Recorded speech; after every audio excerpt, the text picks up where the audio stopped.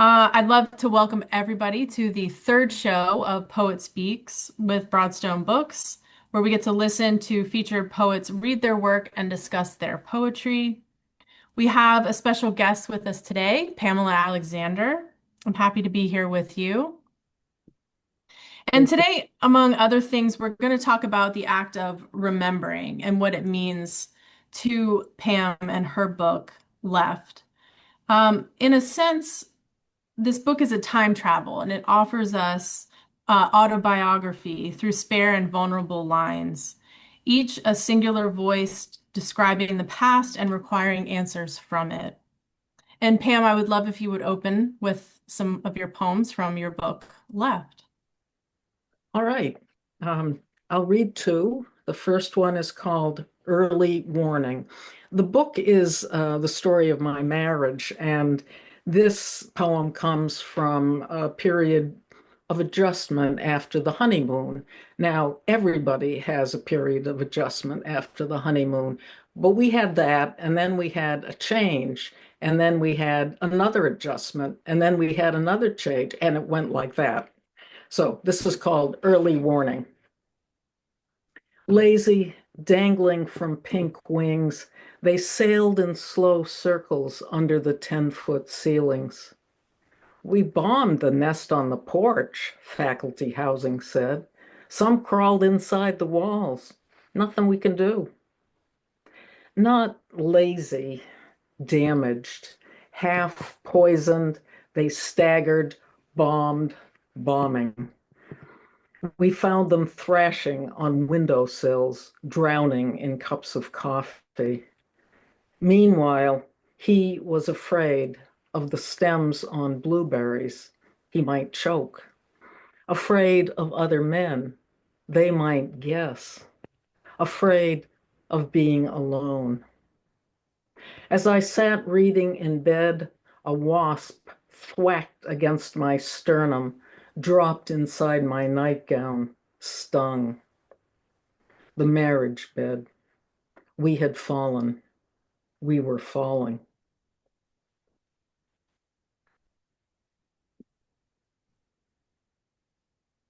And this is called Only Light, set in the Southwest. And we hiked a lot and we carried ham radios. This is called Only Light. Friends had advised against him, but I was lost. Pussycat, we called each other. Radio cats prowling the desert, talkies on our belts, calling voices down the sky. Then lace under his shirt, silk under his shorts. We met men in makeup. He was someone else, and he frightened me by wanting to be whipped, frightened me back to the place of not talking. He was smart and funny and knew science and poetry and four languages, but not one that could find me. And that is how we lost each other. The body love once wore had gone, leaving behind only light and a wound. Hmm. Thank you so much for opening with those poems, Pam. I really appreciate the vulnerability of this book, which everyone listening will learn how vulnerable this book is for you and how much we appreciate you sharing. Um, so I'm going to talk a little bit about Pam. Pam Alexander's newest chapbook is Left from Beloit Poetry Journal, and it won the 2024 Chad Walsh Chapbook Prize. Congratulations, Pam. She is the author of four previous full-length collections of poetry, including Slow Fire. She is the author, I'm sorry, she was awarded the Yale Younger Poets and Iowa Poetry Prizes, and her work has appeared in many periodicals and anthologies. She taught creative writing at MIT and Oberlin College for many years, where I first met Pam at Oberlin. And she served on the editorial board of Field magazine, which I wish was still going. Oh, yeah. Her honors include fellowships at the Fine Arts Work Center, MacDowell, and the Bunting Institute at Radcliffe. She lives in Maine and also, as I just came to learn, writes mystery novels under the pen name Pam Fox. We'll have to check those out. Um, so I personally enjoy this book so much, Pam, because it deals in memory. And it makes for stark but often mysterious imagery regarding questions that need answering. The act of remembering, reliving experiences and emotions requires a certain level of that vulnerability I was just talking about, realization and even acceptance of the past. So, Pam, if you wouldn't mind describing your style of writing in Left a bit and how remembering functions in your book. How did it feel to write these poems, but especially how did it feel to publish? Yeah, it was a long process. Originally, unlike all my other poems, I figured these poems would remain private. Um, I wrote them because I write poetry, and that's what I did. My husband, Sylvester, died in 2008, and it was a full 10 years before I thought of publishing any of them. And so I sent out a few of the individual poems. One was published in Plume. Thank you, Danny Lawless. And a couple, I think three or four, were published in Ocean State Review. Thank you, Charles Kell. But they were,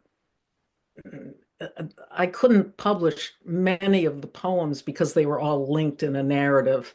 So a little while later, I thought, well, I could put them in a chapbook. And so I started sending out, and I I thought, I never allowed myself autobiography before. So I had to take a deep breath to send the whole chapbook out, because I'd allowed sort of glimpses into autobiography in my other books, but this is the whole story of this marriage. Um, so they were painful to write, but I had to write them. And now I look back and think maybe they were a way of encapsulating the pain and confusion, putting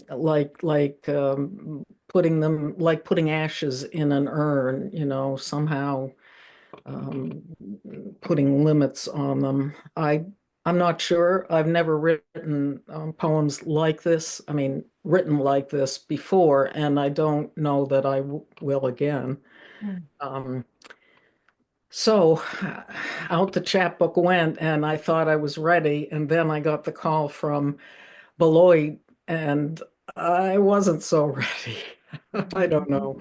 Um, yeah, I was kind of thrown like, oh no, this awful stuff is going to go public. Oh, yikes.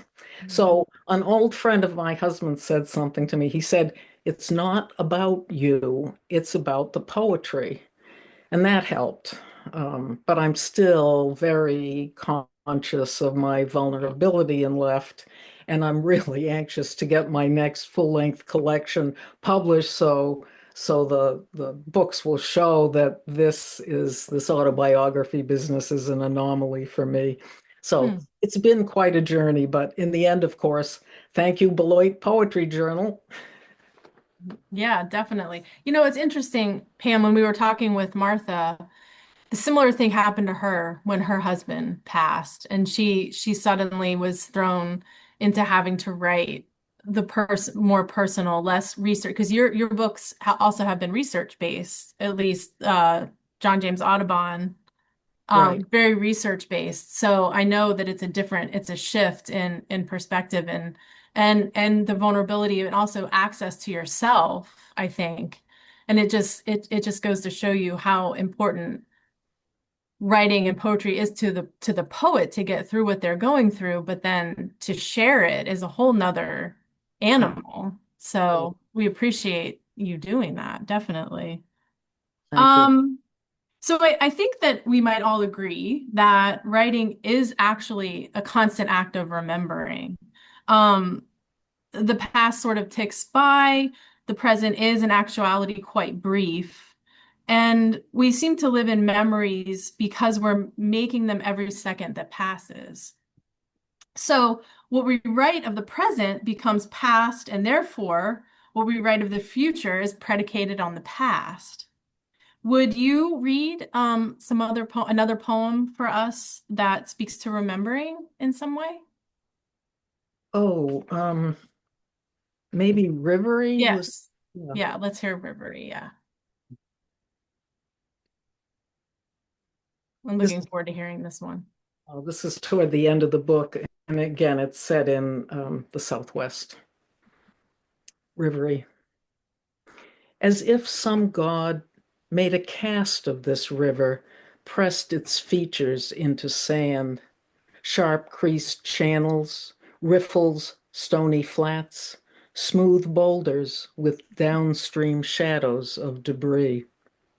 As if a god needed a template for river, having forgotten here in the Sonoran how one moves.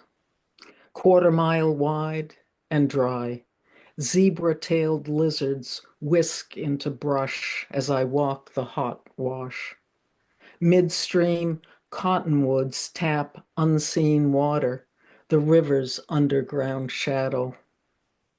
He's part of this landscape, man, mountain lion, whose ashes I loosed along a high creek. Shall I stay here, above sand, below rain that evaporates midair? Listen to coyotes at night, doves at dawn? Shall I stay here with him? It's funny, Alison, that title, Rivery, I really meant it to evoke the word reverie as well, but I don't think nobody I've talked to has said they even thought of that. So maybe it doesn't, but I connected it. I love this poem and I'm so glad that we got to hear it. I think that this is a great example of how you weave place and the natural world throughout this book in connection with the relationship that you write about. And I'm going to quote the end of this poem because I love the end of this poem. Listen to coyotes at night, doves at dawn. Shall I stay here with him? I love that. So for me, it's a tug of war almost between the coyotes in the dark and the doves in the light. And the imagery exemplifies for me your indecision in this situation. So how does the natural world function in this book? well, I really like that interpretation, Alison, of the doves and the coyotes and the conflict. Um, my husband and I split our time between Tucson and Ohio, and when we were in Tucson, we hiked most days. So that relationship is just enmeshed in the landscape inextricably. Um, my husband dreamed he was a mountain lion. Um, he saw a tiny cloud once. We were up at the top of somewhere, I don't remember where, but beautiful clear blue sky and one cloud the size of a quarter. And he said, "We better get going. It's going to rain." And I was like, "What?" So and of course, as we descended, it got darker and darker. I mean, clouds came from somewhere and got darker and darker. And by the time we were in this ragged little parking lot, sprinting to his truck, we were getting hailed on, and it was like walking on ball bearings. So he knew the trails, the rocks, the trees, the sky. He knew that place so well. He wore the landscape, he wore the weather like a big shirt, and it was big enough for two when Mm. I was with him there. That's beautiful. Yeah. Um, so we have so much more to talk about. I do want to talk about titles. And I'm always interested to talk about titles because I struggled with titles for years and years and years. I find them fun now, but I struggled with them forever. I enjoy titling now, which I know is a little odd for some people, but Oh, yeah, but your title, exemplifies the theme of the book. All the lives you encounter, the beacon of autobiography, of absence, of being just left of center and left in a sense behind. So tell me a little bit about how you arrived at the title for your book and even some of the other titles like Rivery you mentioned. oh yeah, yeah. I mean, I don't love titling still. I mean, you're lucky to enjoy it. That's great. Mhm. This book was easy to title. I mean, I struggle with the titles of poems, let alone the titles of books. This one was easy. It was kind of there from the beginning, and it's it's both the past tense of leave and a past participle, so it says more than one thing, and so that was really attractive to me. So it the thing about titles, I think, which might this might be helpful to other poets. Um, I had written Navigable Waterways, Commonwealth of Wings, and Inland, and I was working on my next book, and it crossed my mind that Navigable Waterways that I'd had in my titles, I'd had three of the four classical ancient Greek elements of the cosmos, you know. So I had water and navigable waterways, I had air and Commonwealth of Wings, and I had earth and inland. And I thought, gee, wouldn't it be cool if the book I'm writing now had a fire title? But I wasn't expecting it to happen. But then, just because I had had that thought and it must have landed somewhere, you know, nourishing in the back of my brain, fire showed up in poems when I wasn't expecting it to. And so then I wrote the line, I think it's in what the trail says. There's a line that says, "You do not own the slow fire of your cells." And even though there's a line break in between slow and fire, I just stole that, which is sometimes how I get titles for books. I look through the poems, not their titles, because that puts a lot of pressure on that poem, but in the lines. So I thought that was so interesting that's where the title for Slow Fire came from, and it came from a stray thought that I just tucked away and said, yeah. So maybe if people think about titles like that almost before the book is finished, Mhm. that could be a way to go. So can I tell a little story about James Merrill? Please, absolutely. So so I didn't have a lot of contact with him. He chose me for the Yale, but I mean the man was amazing in person. He was so incredibly educated and gentle and alert, and he was astonishing as a person. So I met him once at a reading. He gave a reading from The Changing Light at Sandover that included him. His reading included being characters, almost like a play script. And afterwards, I said hello to him and thanked him for the reading. I said, "You must be exhausted." And he said, "Exhausted? I'm exhilarated." And that was him. And I had taken a friend with me to that reading, and I had said ahead of time, "Oh, James Merrill is kind of intimidating." And she said, "Why?" And then afterwards she said, "Oh, I see what you mean." He didn't mean to be intimidating. It wasn't at all.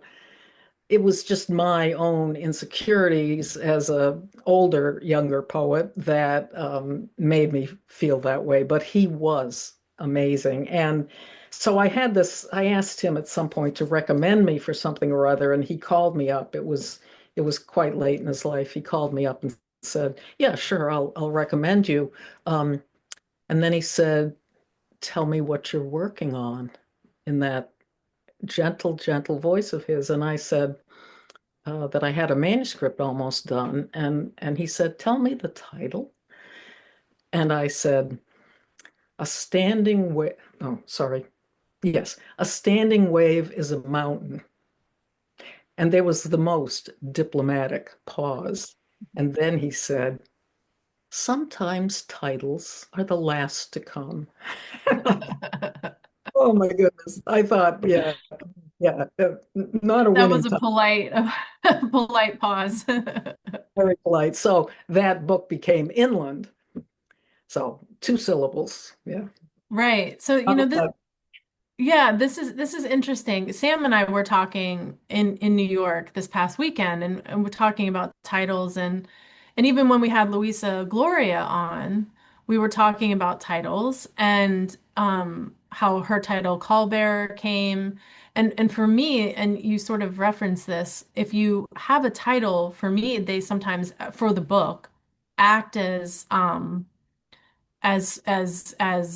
what word am I looking for? Like uh, um completely lost my word. Uh they magnetize the yeah, it gives you the focus, and it gives you a sort of, running narrative and a place to write from. So the culture? cohesiveness sort of comes more naturally. But I Right. didn't I didn't I have one book, the book that's coming out now, and that's the one book of mine that did not go that way. Very individual poems that I sort of made cohesive. Do you find that the books you've written, that they come out of a working title, that they eventually, even along the way, are they sort of individualized and then I'm thinking about, first books, Navigable Waterways is a pretty random selections of poems I've written this far. It Mhm. really didn't, I don't think I mean, one's own style is so invisible when you're reading your own work, you can't see the cohesion that's style based. You're looking for themes, So I'm sure that Navigable Waterways holds together more than I probably think. But then I wrote Commonwealth of Wings, which was I say I avoided autobiography. Well, here's a persona poem, an entire full-length book that's imagining myself as, the first person John James Audubon. And, there were a couple of centuries to deal with and, between me and him and the small matter of gender as well. So there was a lot of research and it certainly it didn't call on me to see it as a whole because it was a whole as a story as is left and then um, and then inland I don't remember writing to see the thing that so surprised me about Slow Fire was I'd never figured that out to have a title and to write to it. It Mhm. happened, and I thought, oh, there's an idea. Yeah. Yeah, I can use that next time. But it sounds like some people do it deliberately, and I didn't know that.